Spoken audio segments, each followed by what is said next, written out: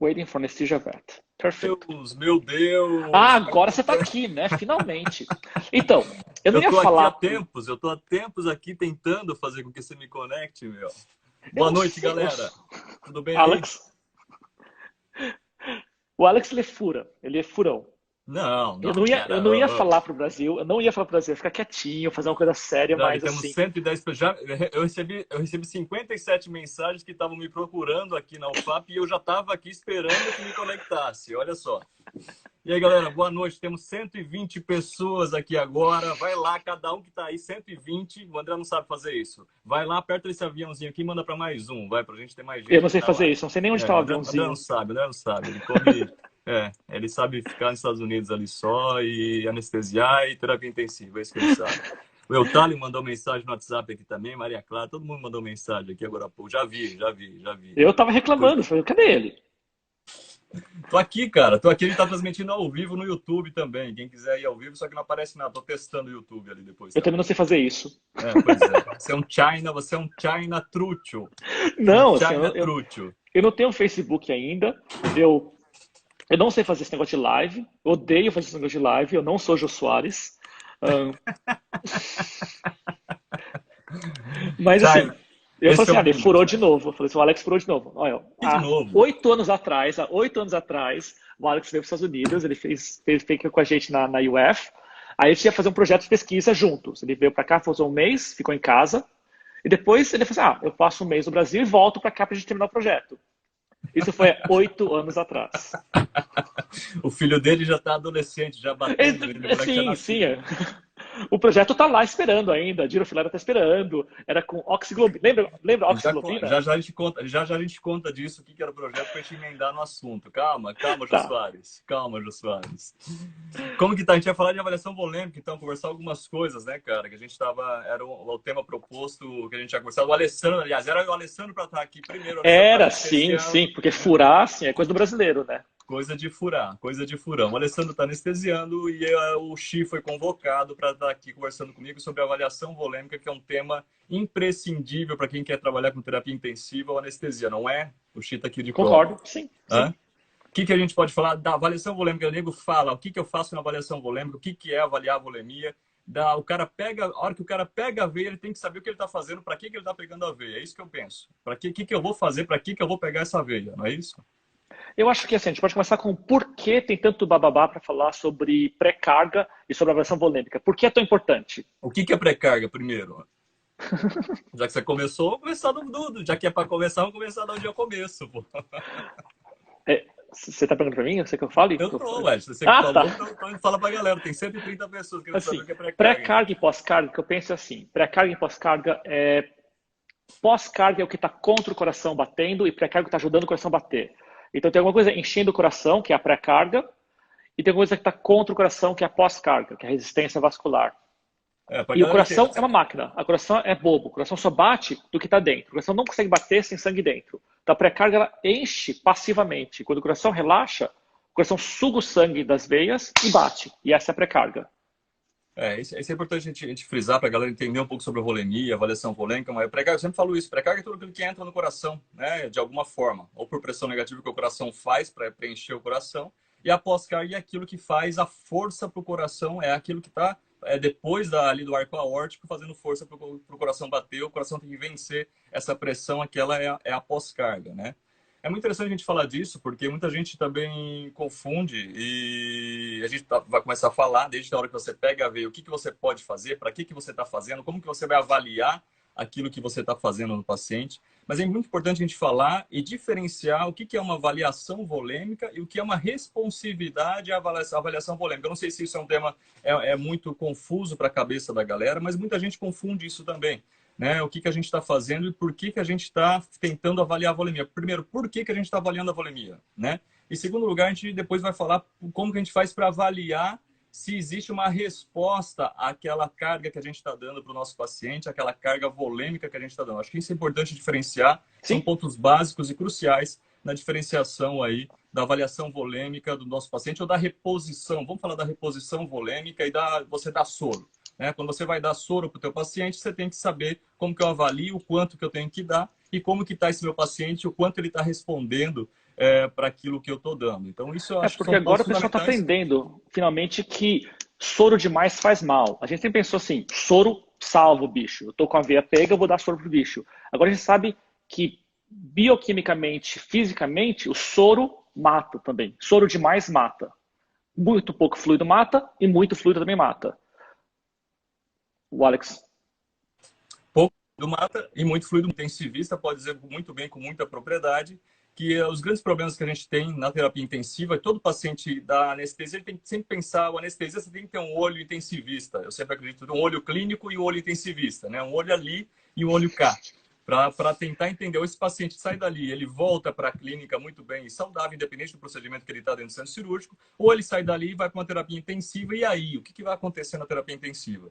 Eu aposto que o Chi vai concordar comigo que a maioria dos pacientes, se não todos os pacientes que dão terapia intensiva, de uma forma ou de outra, eles vão degringolar, ou se as coisas não vão bem na terapia intensiva, e isso acontece a famosa falência múltipla de órgãos, que é derivada de uma hipovolemia ou uma hipervolemia Sim, relativa ou os absoluta, dois são né? ruins. Ou é sepse, ou é uma infecção, ou é uma intoxicação, ou é uma síndrome inflamatória sistêmica. Qualquer um desses quadros aí, inúmeros, que a gente conhece, vão degringolar por uma falência múltipla de órgãos, né? Isso é fato, e isso vai acontecer ou porque eu tenho pouco volume, ou porque eu tenho... Ah, mas pô, mas não é fácil, pô, eu tô lá na cirurgia, eu abro o soro, eu sei que eu dei 500 ml, eu sei que eu dei 200 ml de soro pro meu paciente, ok. Você tá ali em 30 minutos com o paciente que você sabe o peso, com o fluido, com a quantidade de fluido estabelecida que você vai fazer nesse paciente. Porém, o paciente depois de 5, 6, 7, 12, 24, 36 horas numa terapia intensiva, qual que é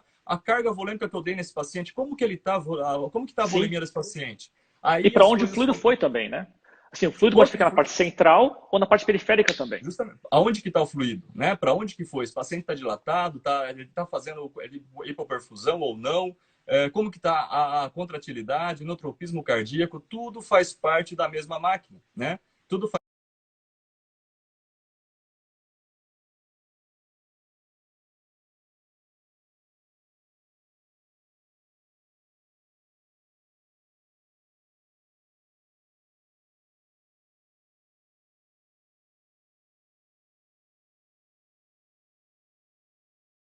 Justamente, te usava bambu para canular a veia ainda, né?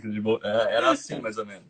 Mas é justamente isso, e se descobriu isso, e eu lembro porque eu fiz o meu doutorado, eu trabalhei com avaliação volêmica, né, com com o professor Zé Otávio, e a gente realmente não tinha esse conceito, não se falava muito em glicocalcio, se estava começando a entender que existia alguma coisa a mais que fazia com que mantivesse esse fluido no vaso, enfim, se você destruísse isso, alguma coisa acontecia de estranho com o paciente que depois demorava para se recompor. A gente sabe que o glicocálise demora 6 semanas depois para você Sim, se recompor, né? E esse paciente ele fica suscetível a hemodinamicamente instável nesse tempo todo, porque essa passagem de proteína, essa passagem de fluidoterapia fica muito mais fácil através do vaso e para você ele se controlar incha. isso é muito difícil. É. Então, Eles... sabido que uma vez a desgraça feita, para você arrumar é muito mais difícil, né? Correto. Então, acho que a primeira lição que a gente tem que ter quando a gente começa a fluidoterapia é não exagere e depois da desgraça feita você vai ter problema, muito mais problema com esse paciente para poder reverter esse quadro depois. Né? Então, como anestesista, por que simplesmente não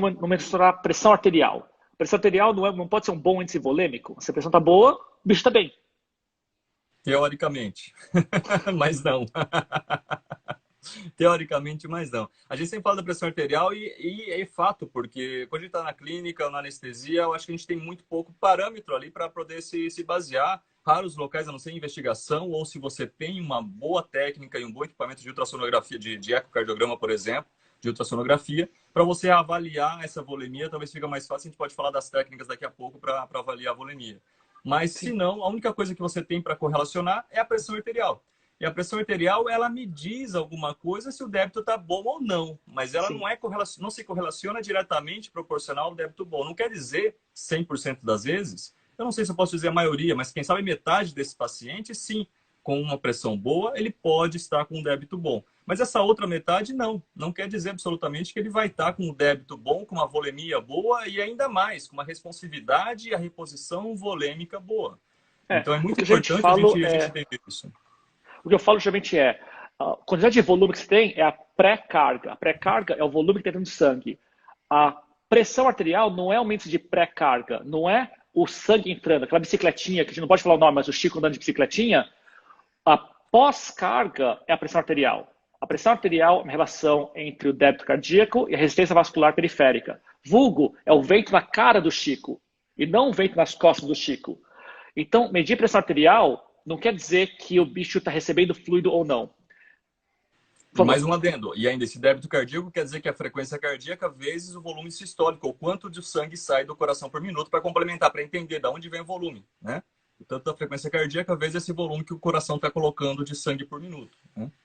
Então, a pressão arterial não tem correlação na pré-carga. A pressão arterial tem uma boa relação na pós-carga. Quando o bicho está vasoconstrigido, a pressão sobe.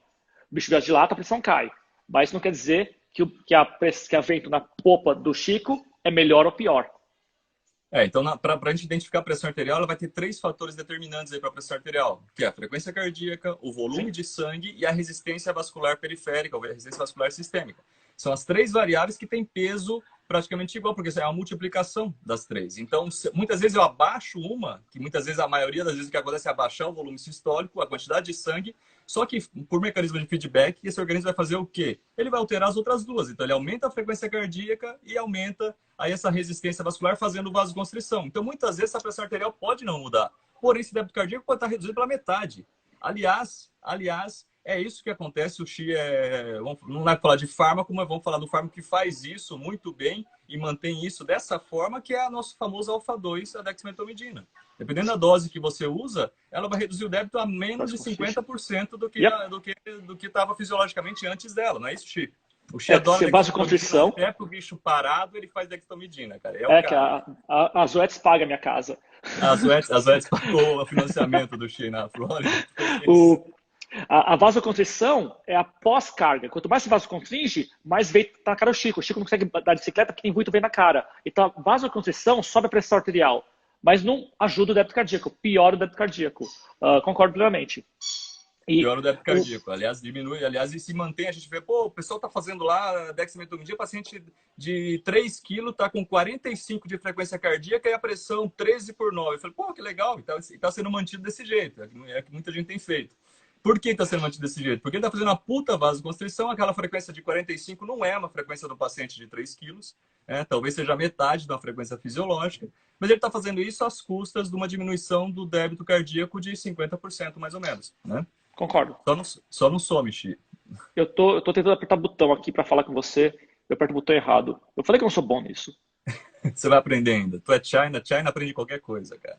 Não, esse trem é complicado. Essas O que flechinhas você que quer mudam.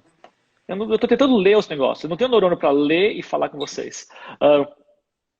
Uh, o, acho que o Leandro perguntou cadê o Alessandro. O Carlos perguntou cadê o Alessandro. O Alessandro morreu de Covid, coitado. Ele morreu. A gente não fala mais dele. O Leandro Araújo, ele é anestesista, ele era anestesista e de cardiocirurgia, médico. Ele estava falando comigo hoje à tarde, durante o dia, e perguntando, ele ficou impressionado falando que a gente faz cirurgia cardíaca também, cirurgia torácica. Aí o Xi é um bom cara para falar sobre isso, para falar sobre isso, para a gente conversar, a gente vai fazer algumas coisas junto aqui, com certeza. A gente sim dispõe de eco transesofágico. Alguns lugares pode ser rotina. Você tem rotina aí de eco transesofágico, Xi? Bem, quando eu brincava na faculdade, eu tinha um eco transesofágico, a gente brincava na cirurgia. Mas a parte interessante para falar, especialmente comparado com humano e veterinário, é que o eco transesofágico para a veterinária é perigoso. A relação entre o coração e o transesofágico, em humano, o coração é o tamanho de um boi. Um gato, o coração é o seu pulso. Então, você coloca um transdutor num gatinho, só faz colocar o transdutor, você altera o débito cardíaco. Então, é um pouco perigoso. Só o fato de colocar o transesofágico, você já altera o débito cardíaco. E outro problema é quando você muda o seu ângulo, quando você faz o transesofágico subir ou descer, você muda o axis, você levanta o coração dele. Então, em gato, eu tenho um pouco de medo de usar o transesofágico.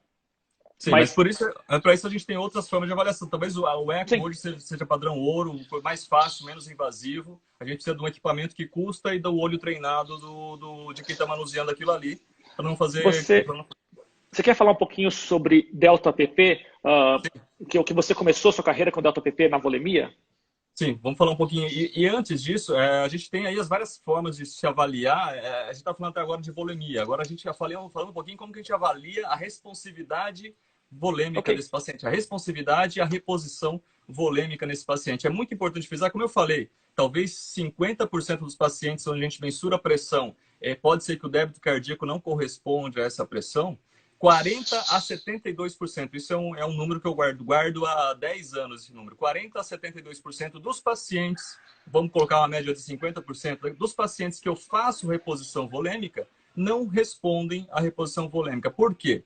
Para responder à reposição volêmica, a gente tem que ter alguns fatores. A gente tem que ter o fator de vasoconstrição, ou vasodilatação, essa complacência vascular. Mas um fator muito importante, estou falando do mecanismo hidráulico, né, de uma bomba hidráulica, um fator muito importante é a força de contração dessa bomba. Então, muitos desses pacientes, por mais que você reponha a fluidoterapia, talvez não fosse a fluidoterapia, ou também fosse a fluidoterapia que estivesse faltando, mas além disso, está faltando também uma força de contração, um inotropismo positivo desse coração.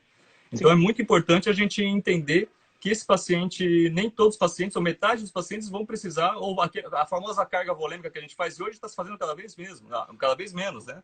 As provas volêmicas, né, Xi? É porque mata, né? Porque assim, não é que mata, mas pode fazer mal.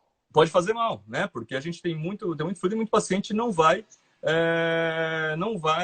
responder. Então, o pessoal falando aqui sobre o transesofágico, estava lendo aqui, eletro, RX, e muito paciente não vai responder aquilo ali. Então, essa é a importância da gente saber quem que é o paciente que vai responder e o paciente que não vai responder aquela reposição volêmica. Para quê? Para eu não fazer fluido, esse fluido que se faz em excesso e o paciente não está respondendo, vai para onde? Eu pergunto eu. Para Você onde causa vai? edema, você causa edema, você causa obstrução de glucocálix. Então, o que eu chamo de... Vai sair do vaso para todos os lugares, né? Vai sair do vaso para todos os lugares, destruindo o glicocálix. Primeira coisa, porque o coração tá retendo, tá fazendo uma estase sanguínea, essa bomba não tá colocando para frente. E a primeira coisa que vai ser afetada é o sistema respiratório, é pulmão. Esse líquido a mais vai sair para o sistema respiratório fazendo edema pulmonar. Então, de extrema importância que a gente entenda quem que é esse paciente que vai responder a essa reposição volêmica, e para isso a gente tem alguns índices de mensuração de responsividade à reposição volêmica. Tá? Um deles é o delta-PP, a variação de pressão de pulso, que é factível hoje para a gente na nossa rotina, e a gente consegue verificar exatamente quem que é o paciente que está respondendo ou não a essa fluidoterapia. Isso pode fazer o delta-PP, depois se derivou, né, Xi? Ele foi aí para delta plastimografia, vários deltas aí, PVI, PIV. cada vez menos invasivos. Eu gosto muito do PVI, da plastimografia, porque é menos invasivo ainda. E eu consigo, por exemplo, vocês terem uma ideia, todo mundo já viu aqui, eu não vou entrar em detalhe técnico do que é o parâmetro, porque fica muito chato. Mas todo mundo já viu a variação que faz entre o pico e o vale de um paciente que está chocado no oxímetro, por exemplo. Né? Aquele que não tem pressão invasiva. Vamos falar do oxímetro que é mais fácil. Mas todo mundo já viu, se pudesse compartilhar a tela aqui seria perfeito. Mas todo mundo já viu isso. Então, nesse oxímetro, a gente já vê que a onda, conforme o paciente respira, ela aumenta e diminui. Ela aumenta e diminui. O delta-PP, o delta-plastimografia, nada mais é do que ele vai avaliar ou vai mensurar, aí, se tiver uma figura aí, ótimo. Ele vai avaliar ou mensurar qual que é a proporção que isso aumenta ou diminui. Então, ele me dá um valor em percentual, que é o delta-PP, a variação da pressão de pulso ou variação da onda da plastimografia. Então, isso é muito legal, muito interessante, porque ele vai me dizer essa onda aí tá legal, essa é da pressão invasiva, né? Essa é a plasmografia, mas funciona também. Tá, da plastimografia. Pois é, vocês estão vendo esse pico e vale que faz? Pico e vale que o Xi está mostrando aí em cima, olha só que legal. Esse é um paciente que provavelmente é um paciente que pode responder a fluido, né? Ele tá, E esse é um ponto importante que você falou. Ele pode responder ao fluido. Não quer dizer que ele precisa de fluido. Quer dizer que ele vai responder ao fluido. Quer dizer, se eu der fluido, ele vai responder. Não quer dizer que você precisa dar. O Otávio falou isso também. Ele falou assim, olha, o bicho é responsivo a fluido. Você quer dar, a redenção está na sua mão como veterinário, como doutor. Não que todo bicho que é responsivo a fluido necessita fluido. E outro ponto que eles fizeram foi assim, então eu dou 3 provas de carga e depois se não funcionar, eu dou um vasoativo. Não necessariamente. Se o bicho já está na parte chata da curva de Guyton, ele não precisa de mais prova de carga. Você já provou que mais fluido é ruim para a pessoa. Se o bicho já está na parte que ele não é responsivo mais, dar o segundo ou terceiro fluido acaba fazendo mal. Eu posso dar uma prova de carga e falar assim, olha, eu preciso parar, porque o animal te provou que não seja mais fluido. Então você já parte para vaso ativo direto. Ou um animal que deu 3 bolos, ele precisa de mais fluido ainda. Eu tive um Great Dane, né, dog alemão, que ele recebeu uma prova de carga, recebeu 1 litro quando ele apresentou na clínica, recebeu um segundo litro, eu fiz um eco, ele não estava responsivo, eu dei o terceiro fluido e dei o quarto fluido. Então, a quantidade de bolos, a decisão é sua como veterinário, como doutor. Mas a responsabilidade fala assim, olha, mal eu não vou fazer. Você quer... Ah, sim, perfeito. É um paciente que eu tenho a curva de Frank-Starling, né? É um paciente que eu estou aqui, e esse é um paciente que ele faz um delta-PP, ele tem um valor alto ali de delta-PP, tá? E é um paciente que eu tenho que subir ele na curva para colocar ele lá em cima, tá? Esse é o lugar que ele tem que ficar, onde eu tenho um delta-PP baixo e ele está ali no platô dessa curva, na curva de Frank-Starling ali, entre o volume sistólico e a pré-carga, tá? Só que esse paciente, ele vai até ali em cima. Ali em cima ele não vai responder mais a fluido. Você pode dar o tanto fluido que você quiser, que a única coisa que você vai fazer é edema nesse paciente, né? E o delta-PP vai mudar um pouquinho, mas vai estar ali no delta-PP razoável. O delta-PP é a variação da pressão de pulso que eu queria chegar, né?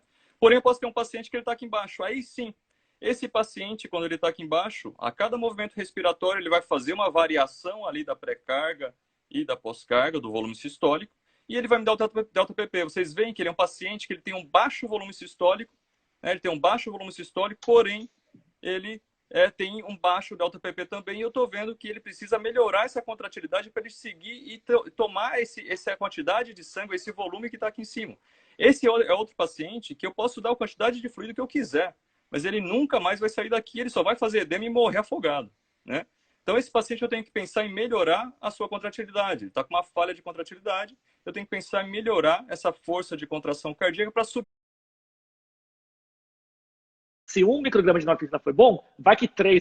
Tornar um paciente ali com contratilidade normal e um delta-PP, talvez o delta-PP não mude, mas eu tenho um paciente com volume sistólico, né, que vai estar com volume sistólico adequado e um volume de pré-carga e pós-carga adequado aí. Então, são algumas coisas, essa é uma das coisas que a gente fala sempre. Eles estão comentando 2 coisas. Estão falando de pressão venosa central, que é o CVP nosso, e o eco. Você consegue contrastar os dois? Por que não fazer esse de pressão venosa central, já que é tão fácil colocar? Você coloca o catéter jugular e você tem uma pressão venosa central. Por que não? Porque ela não me diz, ela é um parâmetro estático e não é dinâmico de avaliação. Aliás, de avaliação de responsabilidade rolêmica, ela me dá muito pouco. Tem um trabalho clássico que diz que para eu ver a pressão venosa central, é melhor eu pegar a moeda, jogar para cima, ver se é cara ou coroa. Sim. É clássico, porque ela me dá 50% de especificidade de que aquilo que ela está me dizendo é real ou não. Ela tem muitas variáveis dentro da pressão venosa central. Eu acho que na medicina se usa muito os pacientes ainda, dos cardiopatas. Cada vez menos. Eles colocam a pressão venosa central para acesso, né? Mas o PICC line... Com parâmetro, né?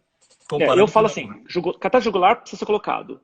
Mas a pressão venosa central eu não uso muito. Eu não uso muito porque realmente ela mente muito. Se a pergunta é, precisa dar fluido ou não, a PVC de vocês, a CVP nossa, ela mente 46% das vezes. Que é o trabalho, o famoso foi o Merrick que fez esse estudo, acho que em 2002 no começo, e um monte de gente copiou depois, que mostrou realmente. E na anestesista é pior ainda, porque na anestesia você vasodilata a pessoa e coloca um ventilador. Quando você coloca um ventilador, a pressão venosa central vai para o espaço. A Carol, da Virgínia, fez esse estudo e viu que a pressão venosa central no ventilador altera muito. Por quê? Porque eu estou aumentando uma pressão endotorácica, uma pressão positiva, né? E isso vai me alterar muito, sem muitas vezes o paciente ser responsivo àquele volume, né? Aqui o Guilherme, que é o cara do ultrassom de cava, ele está perguntando aqui por interesse próprio, conflito de interesse total, né, Guilherme? Que é o trabalho que o Guilherme trabalha muito com ultrassonografia para avaliação de volemia. Sim, a cava aorta, sim. É da Via Cava. Você tem experiência aí, Xê? Eu faço, mas assim, eu não tenho tanto neurônio quanto o Guilherme. Eu não consigo pegar um cortezinho bonitinho dos dois juntos, da cava e da aorta. Eu simplesmente vou no coração e eu vejo o átrio, porque assim, eu vejo a relação do átrio e aorta, eu consigo ver. A contração do coração eu consigo ver. Eu uso muito a onda chamada E e A. A E, basicamente, é a pré-carga, que é o fluxo que entra no ventrículo. Mas, para a crítica, eles conseguem fazer muito ultrassom de abdômen, a aorta cava é perfeita. É que eu não consigo fazer um cortezinho bonitinho da aorta da cava. Então, eu uso muito mais o transtorácico na minha avaliação. Eu não consigo mais viver sem ultrassom. Os bichos que estão internos na minha UTIzinha pequenininha em Jacksonville, eu faço ultrassom deles quase todo dia, já está embutindo no custo da interação um ultrassom. E ultrassom eu vejo a carga pré-volêmica deles uma vez por dia. Então, o que eu faço um mini echo. Eu faço a contratilidade do coração, o ejection fraction, eu faço LAAO ratio, a relação da aorta com o átrio esquerdo, que é a aorta, que é a bolinha, com o átrio esquerdo, que é a parte direita, e eu faço também uma relação EA. E é a quantidade de sangue que entra no ventrículo passivamente, e o A é o que entra no ventrículo pela contração do átrio. Então, a relação entre o E e o A fala pré-carga. Se tem um coração vaziozinho, quando ele relaxa, o sangue entra no coração, a onda E sobe. Se o coração está cheio, a onda E é pequenininha. Então, por isso que bicho com cardiomiopatia, relação EA é pequenininha, porque o coração já está cheio, já está distendido. Então, não entra mais sangue nele. Ele está em congestão venosa. E aí vai acontecer só se aumentar a fluidoterapia, o volume nesse paciente, vai acontecer só extravasar e mais nada. Vai piorar. Você entra, você acaba matando o cachorro. Morre de Covid. A gente da tua experiência aí, se conflita com o que o Chi está falando. O Eutálio está... O que o Eutálio está falando aqui sobre a variação... Qual a opinião sobre alguns autores que recomendam débito supramáximo? Ou seja, mesmo o paciente estando em pressão arterial ou débito cardíaco ok, caso apresente algum parâmetro positivo para responsividade, daria volume. É o que a gente estava comentando agora, né? Que às vezes o paciente não precisa do volume, apesar dele ser responsivo. Como que você tem trabalhado na UTI com esses pacientes aí, Chico? Eu acho que a gente nunca chega na parte supramáxima nos meus cães. Assim, eu não acredito que dar volume em excesso faz bem. Basicamente, se você der muito volume, bicho urina. A gente chama que é um diurético caro, que você leva com o bicho internado para dar fluido para o bicho urinar. A Liz Rosansky, que foi para o Brasil da aula ano passado, ela falou assim, o fluido que mais precisa é um bowl of water, é uma tigela de água. Então, a teoria do bicho ser assim, maximizar o débito cardíaco, maximizar a resistência vascular, eu acho que você está gastando mais energia do que ajudando. Você precisa pensar em DO2 para dar sangue, você precisa pensar em DO2 para melhorar o seu batimento cardíaco, mas se você der em excesso, você acaba consumindo mais oxigênio para ajudar. Justamente, né? Aumenta o trabalho cardíaco também para tentar ajudar e não vai resolver muita coisa, né? Eu ia falar outra coisa. O problema assim, a anestesia gosta de ver número, né? Eles tratam o número, não tratam o bicho. Assim, a pressão está normal. Mas dá para melhorar um pouquinho mais. O débito cardíaco está melhorar. Mas vai que ajuda um pouquinho mais. Se 1 micrograma de norepinefrina foi bom, vai que 3 é melhor. Então, assim, o pessoal precisa ser mais asiático, precisa ser mais zen. Mais asiático. Eu ia fazer outro comentário, acabei me esquecendo. Vou ver se eu...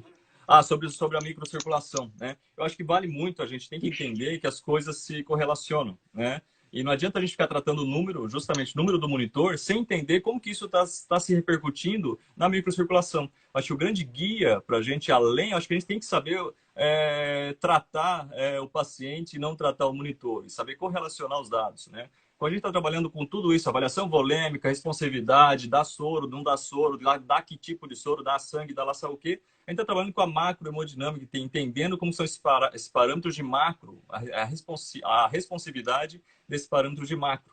Mas na microcirculação a gente tem que entender como que é a repercussão disso na perfusão, né, capilar, na perfusão de todos os tecidos e na microcirculação. Como que isso está sendo repercutido, né? Quais são os parâmetros que você mais usa aí na UTI para entender isso? O que está acontecendo na microcirculação e se está correspondendo para fazer essa correlação com a macro, por exemplo? O que a gente pode se guiar? A gente foi na microcirculação, mas a gente precisa voltar para a pré-carga depois. A gente tem um parênteses, sim. Eu era spoiler, era mimado na Universidade da Flórida. A gente tinha o microscan, que é o OPS, né, que a gente conseguia ver a microcirculação. A gente tinha um monitor de volumia capilar também. Tinha OPS na rotina, tem noção que mas assim, eu era spoiler. Daí eu saí da faculdade e fui no mundo real. Mundo real, mundo de verdade. Eu não tenho OPS, eu uso o eco como pré-carga, eu uso a pressão arterial como pós-carga e para circulação eu ainda uso lactato. Eu não uso SVO2, não uso mais SVO2. Eu só uso o lactato seriado, basicamente. Eu falo que um animal que chegou para mim com lactato X, ele tem que estar com X sobre 2 depois que eu parei de tratar esse bicho durante a noite. Então eu quero uns 50% de lavagem de lactato depois do meu período de tempo que eu estipulei, que geralmente são 12 horas. 4 horas para trauma, seria ótimo, e 6 horas para sepsis seria ótimo. Mas eu falo assim, olha, eu faço lactato de manhã e lactato à noite. Eu quero aplicar 50%. Voltando, são 6 horas para diminuir 50% do lactato para Então, o que eles falam assim, para os lavagem. Isso é guidelines um que eles ponto falam assim, importante, são pessoal, 4 sobre horas. lavar lactato. Só um adendo, X. Isso é um ponto importante. A gente fala de RCP, quando a gente fala de paciente grave, sepse. É um ponto muito importante que o pessoal fala, mas como que eu vou fazer com esse lactato? Até onde eu vou reduzir? Qual que é a meta? Acho que a gente tem que saber trabalhar com metas e eu falo que o americano faz isso muito bem. O americano tem o Xi tem os 3 lados, americano, chinês e brasileiro, né? Ele Não entende é bom em as nada. 3 formas e ele sabe disso. O americano tem a cabeça quadrada e é verdade, cheio de O que é baixo. algoritmos e segue algoritmo, né? Segue o algoritmo para ser tratado e é aquilo ali. Eu sigo uma meta, eu quero chegar naquela meta. Coisa que o brasileiro não tem muito, né? A gente tem sempre um jeitinho, vamos lá, ver o que acontece, né? Você acha que é isso, Xi? Eu tô mentindo. Concordo. Não, o americano tem que ir baixo. O americano é burrinho. Ele precisa de quadradinho porque eles são burrinhos, coitados. Eles morrem. Ainda bem que você fala em português isso, daí você pode falar, não tem problema, né? Mas é muito isso. Então, qual que é a meta? Qual que é a meta do lactato que a gente tem com um paciente que chega com Então, sepsis e um paciente que chega nessa situação? o séptico e o trauma são bem similares. Eles falam assim, você tem 4 horas, ou 4 horas de tempo. Se você conseguir pagar 25% de na cada hora, você está indo bem. Se o lactato chegou a 10, eu quero diminuir 25% na primeira hora, 25% na segunda hora, 25% na terceira hora, o prognóstico é excelente de vida dele. Na sepsis, ele fala assim, se você conseguir diminuir em 50% no período inteiro, ele é ótimo prognóstico. O estudo que foi feito foi Além no de ser Canadá, barato, né? eu acho, em Toronto, o primeiro. E outro que foi feito também foi Andressa, na verdade, a Conte Patara, que está em North Carolina agora. Ela é brasileira, né? E ela fez um dos primeiros estudos de sepsis com lactato e mostrou sobrevida. E, se não me engano, ela viu lactato e viu SVO2 também em Piometra, que foi o modelo dela de sepsis. Mas para sepsis e para trauma, as duas coisas. A microcirculação, eu quero ver a perfusão. E tem o estudo Andrômeda, que fala assim, basicamente você vê a coloração do bichinho. Não tem nada mais barato que você pegar o lábio do bichinho e ver se O o OPS sangue analógico, volta ou né? não. É o OPS PSD analógico. down, né? Você faz assim, isso é grátis. Você pega a boca do bichinho, tá vermelho, você coloca o branco, você solta, fica vermelho. Beleza, você economizou É o $15 famoso já. é o tempo de preenchimento capilar que a gente muitas vezes menospreza na nossa Sim. rotina, até na avaliação para anestésia, a gente menospreza o tempo de preenchimento capilar muitas vezes, que dá muito parâmetro para a gente de importância. E nesse momento do paciente grave, em sepsis, ou paciente chocado, ou paciente na UTI, seja por que motivo for, é um paciente grave, para entender essa reposição volêmica, o tempo de preenchimento é muito legal, porque você consegue dali diferenciar sem custo, né? Para E onde está o indo que esse eu disse paciente para de meus alunos forma. é assim: a pressão que você vai colocar é levinha. Assim, você coloca o dedo, todo mundo no Brasil inteiro, os coitados franceses, 200, coloca o dedo. Se você pressiona o dedo, as pontas ficam brancas, essa é a pressão suficiente. Se a ponta ficou muito branca, já é demais. A pressão que você está fazendo na pelinha é só suficiente para mudar a coloração. Você está só diminuindo capilares. Você não precisa diminuir veia. Então você está colocando suas veias juntas. Se mudou um pouquinho de cor, essa é a pressão que você vai fazer. Vulga de graça isso. Sim. Então, 15 dólares, também se despediram do Moro, né? Agora o dólar foi para 6. Fala assim, nem que despedirem o Guedes, eu compro Ilha Bela. Qual a periodicidade da realização de lactato? A cada 6 horas, você está falando, geralmente, O que eu faço a cada 6 4 a horas, mas o 6 sistema horas. de trauma, eles falam a cada hora, 25% de redução. E o de sepsis, eles falam a cada 6 horas. A porcentagem, você quer ver uma 25% de redução a cada vez que você mensura o lactato. Eu brincava com meus alunos quando eu estava na faculdade, com cirurgião de cólica, né? Cirurgião de cólica falou assim, olha, o bicho entrou com cólica, o cavalo. O lactato dele é 12 quando ele entrou na cirurgia. Eu falo assim, olha, você tem até o final da cirurgia para esse lactato cair na metade. Eu falo para o aluno, você faz o que você quiser, não importa o que você vai dar. Eu quero que esse lactato caia pela metade quando ele sair. Senão você está fora dessa faculdade. Que basicamente é isso. Okay. E correlacionar, acho que há uma grande correlação que existe em todos os parâmetros entre SVO2, lactato, qual outro que a gente pode falar aí de microcirculação do OPS OPS, claro, aí são as e coisas tem o X. NIRS também. Sim, o OPS, é claro, todos os parâmetros eles têm que se correlacionar. Então, para a gente entender como esse paciente está evoluindo aí no prognóstico, como que está essa reposição volêmica, como que está essa evolução desse paciente, tem que existir uma correlação e todos se correlacionam, né? Se a gente não consegue, não tem SVO2, que a gente sabe que tem uma certa dificuldade esse paciente com SVO2, o recurso para ter, lactato não tem desculpa, cara. Lactato é muito barato e consegue ser feito e a gente consegue ter pelo menos o prognóstico e verificar a evolução desse paciente no passar do tempo e tentar entender Lá desde da reposição volêmica até a microcirculação, como que está sendo, se isso está se correlacionando, se eu estou no caminho, pelo menos se eu estou no caminho certo, né? Um comentário sobre o oxígeno de pulso. O oxígeno de pulso, ele não mensura a perfusão de microcirculação, mas um número que eles tentaram fazer é o PI. O PI é o Perfusion Index da Máximo. O oxímetro da Máximo, que é mais ou menos $1.200 aqui, É o único ele que tem o PI, que tenta estimar o índice de perfusão. Que basicamente ele manda a luz, né? Manda a luz, ele absorve, ele vê quanto de absorção está tendo, e fala assim, quanto mais absorção estiver tendo, mais o capilar está sendo preenchido. Mas, infelizmente, o PI não é tão acurado. Se você fizer uma coisa que altera a vasoconstrição periférica, o PI vai para o espaço. Exemplo clássico é se você der dexmetamidina para o bicho. Então, o PI funciona. Mas, se o bicho estiver estável, o PI cai linearmente conforme a perfusão cai. Se o bicho estiver estável, você tirou sangue, colocou sangue, botou anestesia, tirou anestesia, deu dex, tirou dex, o PI altera. Então, se você alterou o índice hemodinâmico, o PI vai para o espaço. Funciona tanto quanto funciona um oxímetro, né? Se eu tenho a vasoconstrição periférica dificultando essa leitura, eu também não vou conseguir verificar, né? Estão perguntando sobre quanto aos índices dinâmicos, quanto à confiabilidade dos índices dinâmicos e se eu consigo fazer com bicho sem ventilação, em ventilação espontânea, sem ventilação controlada. O delta-PP ele tem algumas limitações. O delta-PP eu preciso, para fazer a variação de pressão de pulso, eu preciso ter uma artéria periférica canulada, tá? E eu preciso ter o paciente em ventilação mecânica com um volume de em torno de 8 ml por quilo e sem arritmia, um paciente sem arritmias, né? Não fazendo arritmia para poder ter esse valor de variação de pressão de pulso. Existem algumas tentativas, né, de paciente, eu já vi alguns trabalhos com tórax aberto, né, avaliando delta-PP, outros parâmetros fazendo aquele leg high leg, como que chama, Chico, quando levanta as pernas para fazer Passive leg raising. Isso, leg raising. PLR, Passive Leg Raising, sim. A gente pode falar um pouquinho sobre isso depois. Isso, para fazer a tentativa de verificar sem fazer a reposição volêmica, mas verificar a responsividade desse paciente à reposição volêmica. Na espécie humana é muito mais fácil, porque a gente tem um grande volume de sangue nos membros inferiores. Nos cães tem alguns trabalhos, uma tentativa, eu não sei se tem uma coisa conclusiva, talvez o Chico que está mais perto da pesquisa saiba, mas porque a gente tem um padrão, uma anatomia muito diferente e essa tentativa talvez fique um pouco mais difícil nas espécies que a gente trabalha, né, nos caninos. Então, eu sempre tentei procurar uma coisa que podia ser usada na veterinária. Então, assim, olha, veterinária a gente não tem dinheiro para comprar swan guns, não tem dinheiro para comprar... Não, veterinário é pobre. Veterinário, assim, se você escolheu ser veterinário, você merece morrer. Então, veterinário é pobre. Então, a gente nunca teve dinheiro para comprar um swan guns, um pico, nico. Então, todos os índices de débitos cardíacos mensuráveis são caros. O ultrassom é o que mais você fez o investimento inicial, depois é de graça. Mas mesmo assim é caro comprar ultrassom. Então, passive leg raising, que eles chamam de levantamento da perna, é assim, você tem um coitado, o coitado está deitado. A cabeça do coitado está aqui e a perna está aqui. O Marek, que fez estudo, e o Jean-Luc Vissant, da Bruxelas, fez estudo também. Então, se você levantar a perna do coitado, o sangue vai da perna para o tórax.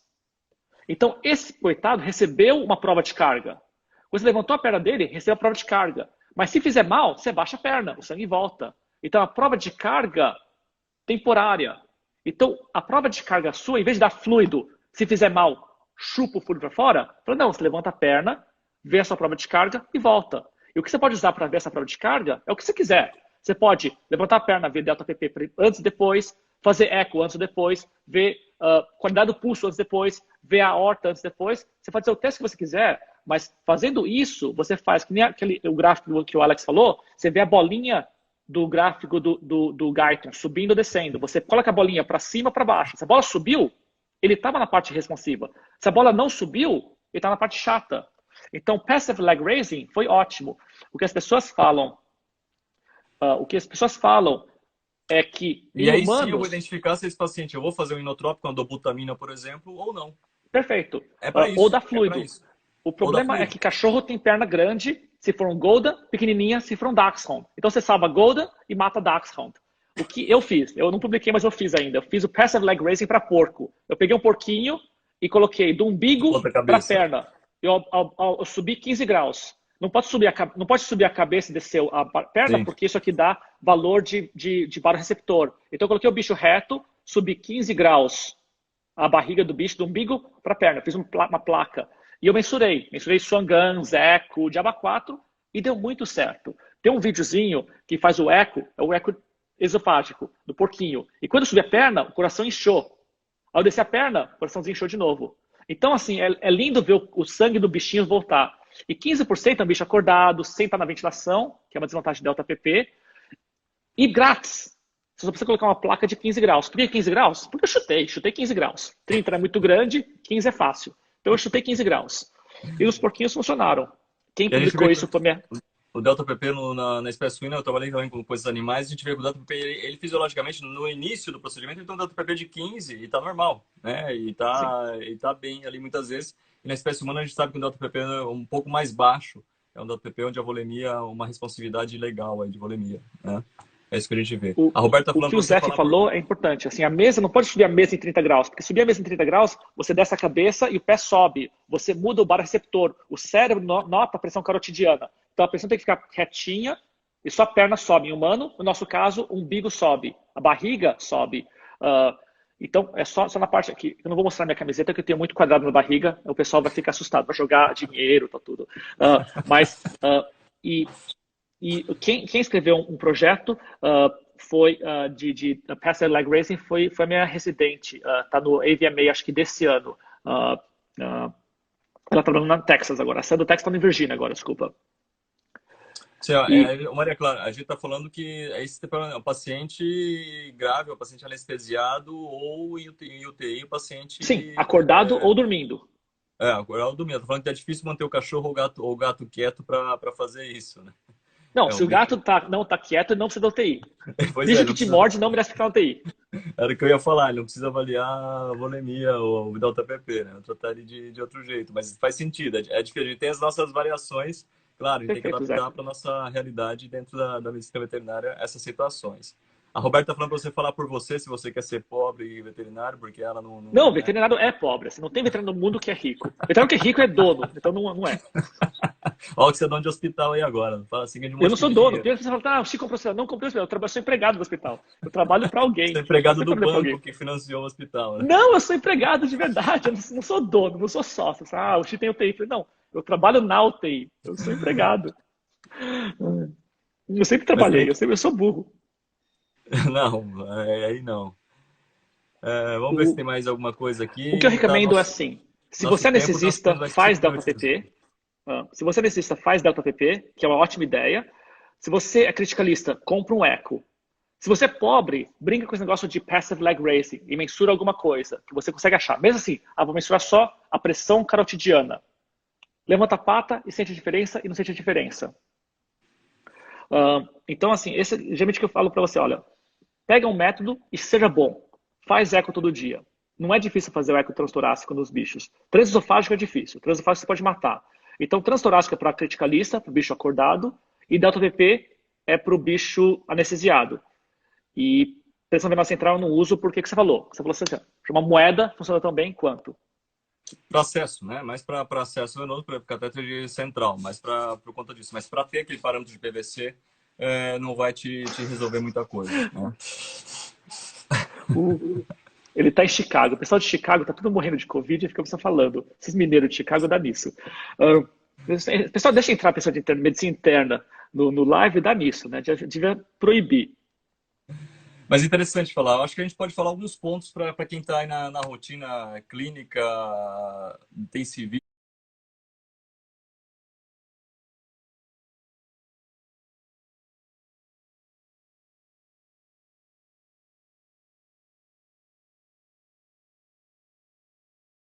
O Marek, que fez estudo, e o Jean-Luc Vissant. Ou na anestesia, poder entender e poder fazer isso na prática, já amanhã. O que a gente podia falar para esse cara? Como que ele vai otimizar a sua identificação da volemia de paciente e responsividade da reposição volêmica nesses pacientes? Acho que isso é muito interessante falar, para os caras pararem de encharcar ou pararem de deixar... Tá, o que você usaria, então? O que você usa na sua rotina? O lactato no paciente grave é um negócio barato. O Thomas está falando que é difícil de achar fita aqui no Brasil, não está conseguindo fazer lactato, mas para micro, circulação, lactato. Culpa da Dilma. É muito importante a gente ter isso daí na rotina, mas sem trabalho em paciente grave, é extremamente importante. E na UTI também, na anestesia também vai ser muito importante. A pressão arterial, a gente não tem como fugir, acho que a pressão é o que a gente tem, na maioria, muitas vezes, né? Ela não, sabe, conhecendo e sabendo das limitações, de que ela não prediz com 100% de certeza o meu débito cardíaco, a gente tem que usar a pressão arterial para saber entender como que ela está. E uma coisa que eu me baseio muito é pela variação da curva.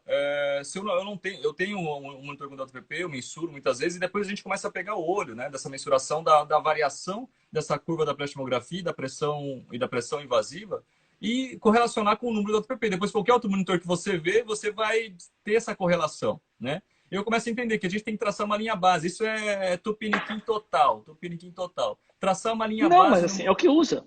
Sim, sim. Mas traçar isso eu ouvi falar com o pessoal, não vou nem falar hospital em São Paulo, onde eu fiz algum treinamento em hemodinâmica e terapia intensiva, e foi o que me disseram, né? E realmente fazia sentido.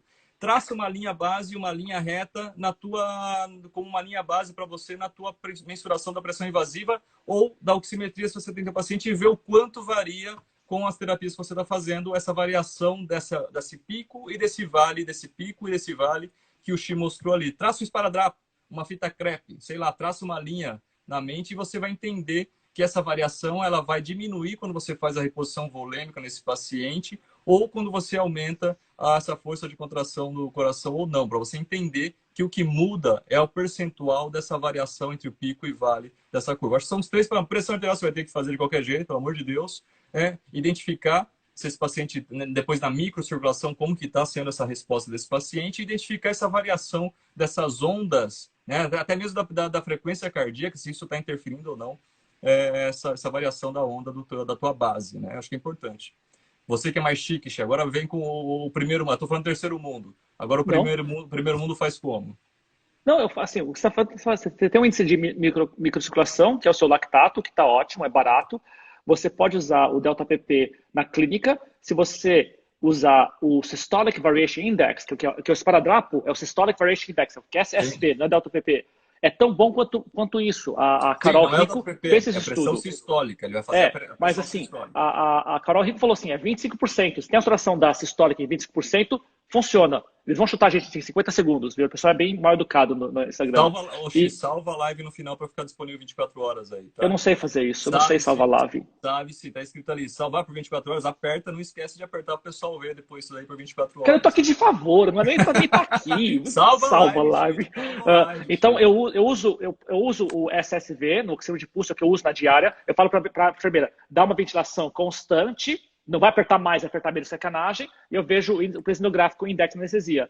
E na UTI, eu faço o eco. A anestesista faz eco sim. O João vai falar que não, mas a anestesista faz eco sim. O pessoal de Chicago fica zoando com a gente. Esse pessoal de medicina interna é fogo. E eu acho assim, de novo, a anestesista está muito mais à frente. Eles vão chutar a gente para fora. Então, eu falo falando, obrigado, Alex, por ter vindo. Muito obrigado. Obrigado, galera da UFAB. Obrigado por estar acompanhando. Faça as perguntas aí que a gente dá um jeito de responder.